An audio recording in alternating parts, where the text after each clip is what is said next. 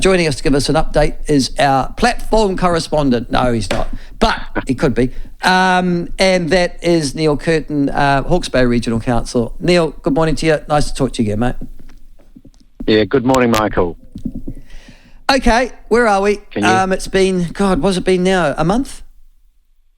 Yes, yeah, we're a month down the track as of yesterday, and a few discussions and contemplations taking place yesterday, and councils around the regions taking stock of where we are today. Beautiful day, sunshine here in Hawke's Bay, beautiful sunny day. But for many, those still cleaning up their homes and their orchards and their farms, the misery continues.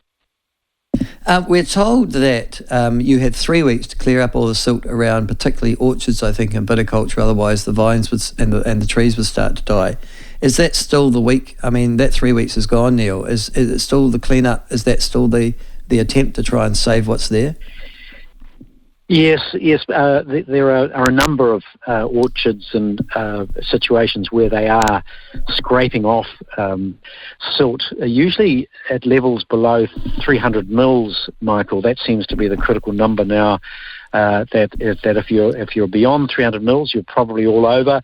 Don't worry, just forget about it and accept the new land level that's been created. If it's below that, people are busy trying to save those trees, but a very, very large task to try and shift. If you can visualise something like per hectare, if you've got half a metre of silt, 6,000 cubic metres of soil to move, an almost impossible task. So I'm trying to look at 300 mils. I did Imperial at school, and I never really progressed beyond that, Neil. So is that about 10 inches? Yeah, about 10, nearly a foot's worth of a foot of silt on the ground. So if I've got a foot of silt covering my apple tree, I'm okay. Is that right? No. But if I've got 2 foot of silt, I'm not okay. Level, yes. It's probably a critical number. If you've got that amount of silt there, there's anaerobic situation occurring for the roots of that tree. They need the oxygen to breathe, and it's all over for them with that level of silt. So the busy sort of getting through, creating air zones for the roots of the trees, scraping the between the rows, and trying to save those trees. But if it lasts too much longer, it's inevitable those trees will be damaged beyond repair. Okay. Now, we talked also earlier this week, they said what percentage of the crop. You probably would have had some reports now at the Hawke's Bay Regional Council. The estimates were around about 30% of all orchards were affected. Is it more or less than that, Neil? That's probably a close and accurate score for this, Michael. I'd say 30% badly damaged. There are others that have taken a hit. So probably 50% in total receiving damage of one shape or another, with 30% being, or at least 25 being so badly damaged as to compromise the future on those orchards. And we were also talking on Monday about the effect upon the economy, because it's not just those orchardists that are not having apples and stuff like that and spending money, but it's also and from memory, a large number of beneficiaries who would work during the picking and grading season to supplement their benefits over that particular year, and they were allowed to do so because they're allowed to earn up to a certain amount. I'm assuming that this is going to have some deleterious effects in some of the poorer parts of Hawke's Bay as well, is it? Oh, yes, indeed. The impacts on the economy are just really too tough to even count at the moment. You've just even the knock-on effect of industries that have had reported damage or there's a report of contamination going on already. Those internationally is picked up on, and what the customers are overseas saying, thanks but no thanks. So we've got 35,000 bales of wool just sitting down here, which is unable to be sold internationally because the perception that the contamination is a problem, whether it is or it isn't, is up for discussion. So apple crops, for example, we're not taking your apples because they're going to be contaminated. So we've got those effects not only for actual physical damage or loss of crop, but also the perception in markets as to what this product is going to be like once it arrives at its destination. And what about Pempack, the pulp mill at Whirinaki, which employs, I think, almost 1,000 people? It's your biggest employer in Hawke's Bay. How long is that going to be out of action for? Yeah. Oh, look, there's no respite for Pempack. Probably for 6 months, maybe a year to rebuild the plant out there. I'd have to say that their management has been superb. The way they've treated their staff has been exceptional. The backing of the international Japanese owners has been outstanding. They've stood behind the company. The company are continuing to employ their staff, but it's now the problem of standing up the plant itself, the impacts on roads to get logs to them, the consequences also for the Napier Port having those log supplies disrupted, etc. So there's an enormous knock-on effect throughout. You can imagine the electricians, engineers, all manner of services that simply can't. Are no longer able to provide those services to big industries being sitting on the sidelines. So you've got a cocktail of seasonal workers, permanent workers, contractors and the like, who are simply at a loss as to what the next move in is, given what they face today. All right. I know it's been a month now. A lot of the focus has actually gone, a lot of the media focus has actually gone off Hawke's Bay and the East Coast, in particular in the wake of Cyclone Gabriel, but obviously the rebuilding and the restoring will not.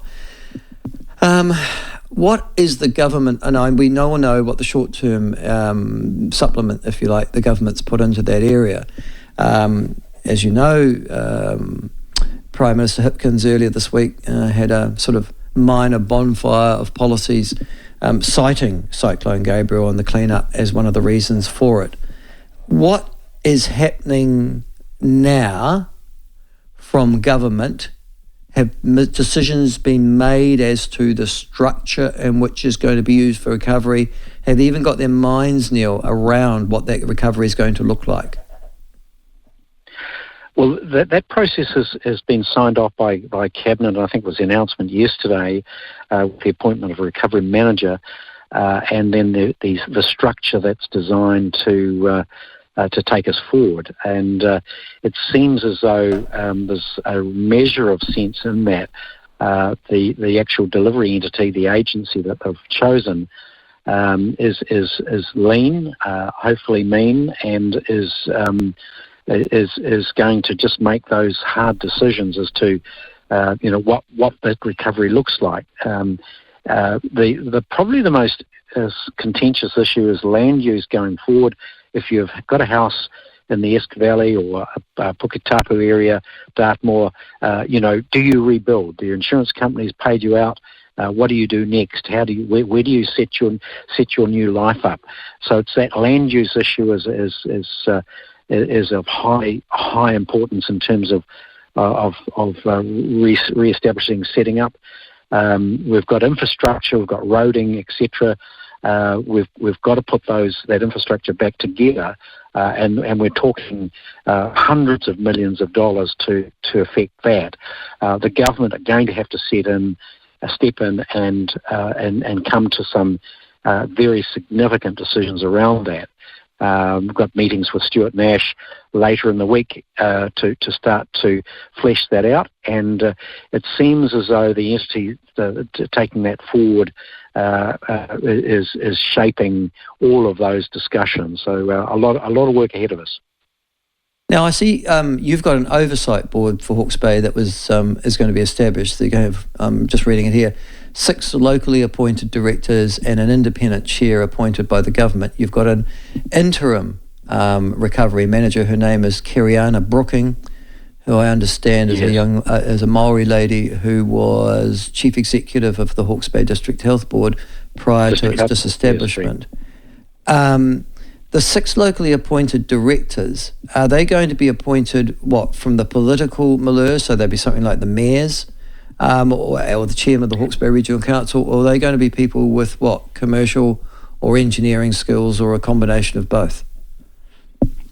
Well, the if you like, the governance or involvement or the political involvement is an entity called Matariki, which sits to the side or above or behind. It's hard to work out.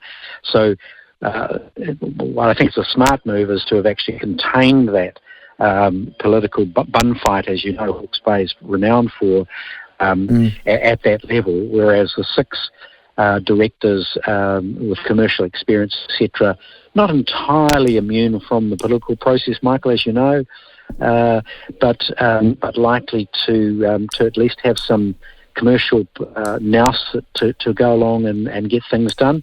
That'll be interesting. I'm sure there'll be candidates there. I'm sure Rick Barker, for example, will be a candidate for that sort of scenario, and there will be others that have got some have done some hard yards along the way, and will know they need to get on and get this job done. Yeah, I mean, Rick Barker's an interesting case. Just to explain to listeners, he is a former Minister of Civil Defence, but of course he's a strong Labour Party man. I think he got his 40 years or 50 years service button last week or the week before. But he would be appointed to that not just simply because of what he's done in the past, but also, you assume, because of his political connections. Does that worry you, that people might be appointed for reasons of politics? People like Rick are capable, but the other aspect is that it's inevitable that there needs to be strong connection to central government, and that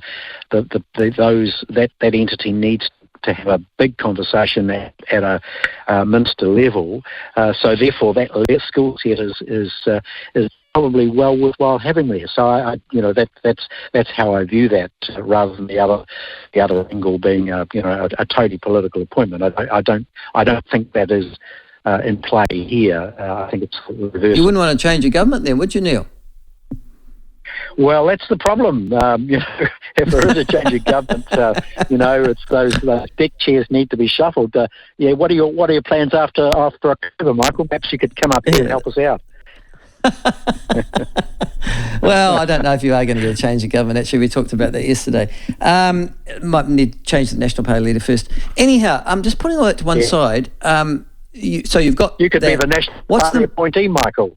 Oh, that's right. Yes, that's right. Not after what I said yesterday. Listen, I'm just thinking, Neil, to a large extent here, the mood, what's it like at the moment? I detected it went from sort of, right, we're into it, and then we're all together, and then it was sort of, about a week ago I noticed a sort of a sag. What's it like at the moment in the Bay? Well, you're quite correct.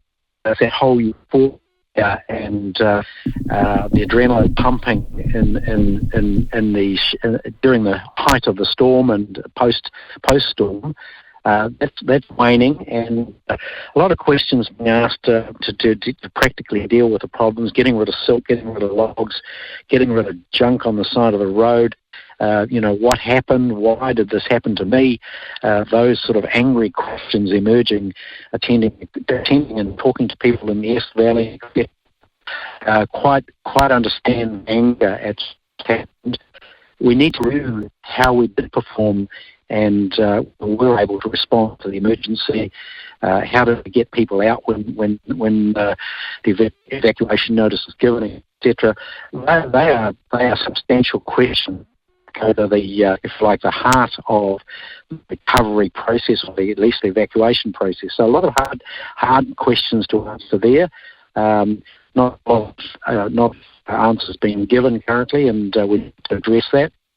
Well, you're not assisted by the media at the moment, mate, because I read a story yesterday, I think it was on Stuff, or it might have been 2 days ago, where a bunch of sort of off-duty territorial soldiers headed into the Esk Valley to rescue people and ignored completely civil defence commands to stay out.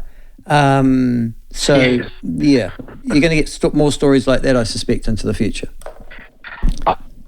I would say so. That's and numerous stories of that, Michael, where the practical people on the ground stepped in and did their duty as citizens, ignored bureaucracy and red tape, got on with the job, and as a result saved a lot of lives. And thank goodness for those heroes that have done that.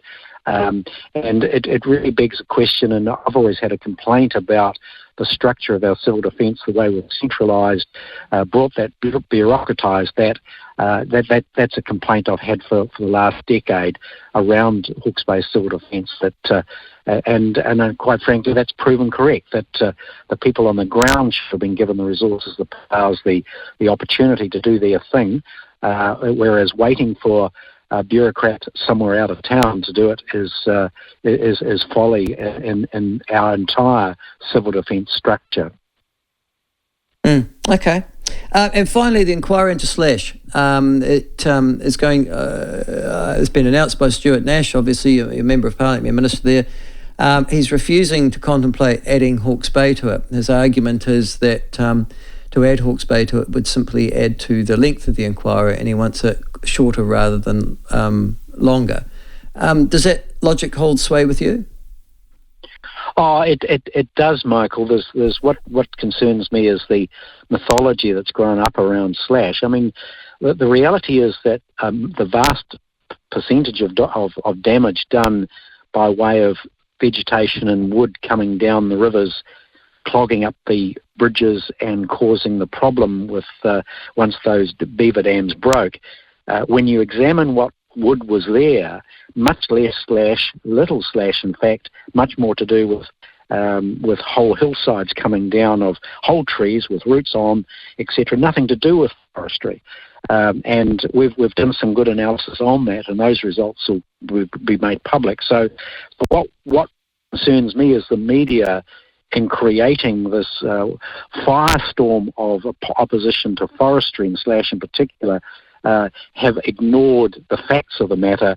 It's true for much of the East Coast areas, but for Hawke's Bay, those waterways, the wood in those waterways was not Slash, and people need to start to understand the difference and not to, if you like, destroy our forestry industry on the basis of a myth. Right, so the National Party petition to add Hawke's Bay to it and to make you see that as politically motivated, not fact motivated? Oh, it's bloody nonsense. Yeah, look, we've got information. We can tell the public, and hopefully we will soon, exactly what composition was in the waterways and caused the problem. And no good just continuing to attack forestry when the facts just don't support that. All right, Neil, thank you very much for this. Everybody should buy a lotto ticket this weekend. Neil is the Hawke's Bay Regional Councillor, top polling councillor. Napier is his bailiwick in actual fact, but he also was a former Member of Parliament and Cabinet Minister. No, he wasn't in Cabinet, but he was a minister outside Cabinet. But thank you, Neil, for that. He will join us on a regular basis through this year, just giving us that kind of update. And you remember we had an interview on Mondays from the National Party spokesperson over there, or National Party candidate in Toki, Catherine Weird, about that. And there's the contra opinion. Neil Kirton was a former New Zealand First Member of Parliament, if you remember rightly. He was the Associate Minister of Health. And what you might not know about him is the reason that there is free healthcare for kids 0 to 6, and now it's 0 to 13. He was the minister that brought it in. And he had to fight, I have to say, against the bureaucrats in Wellington and against Bill English, who was then the Minister of Health, to make it happen.